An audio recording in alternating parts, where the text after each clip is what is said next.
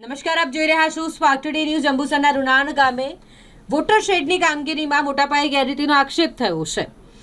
રૂનાણ ગામે ચાલી રહેલી વોટર શેડની કામગીરી વિવાદોના ઘેરામાં આવી છે. ગામના માજી સરપંચ રમેશભાઈએ આ કામગીરીમાં ગંભીર પ્રકારની ગેરરીતિ અને ભ્રષ્ટાચાર થતો હોવાના આક્ષેપ કર્યા છે.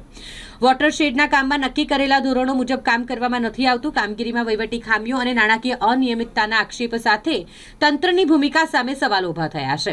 રમેશભાઈએ માંગ કરી છે કે આ સમગ્ર પ્રોજેક્ટની ઉચ્ચ સ્તરીય તપાસ કરવામાં આવે અને જવાબદારો સામે કડક પગલાં લેવામાં આવે. માજી સરપંચના આ ખુલાસા બાદ રૂનાટ ગામના રહીશોમાં પણ રોષ જોવા મળી રહ્યો છે. હું રમેશભાઈ પરમાર રૂનાર માજી સરપંચ. આ વોટર સિટીની અંદર આ ચેકડેમનું કામ ચાલે છે.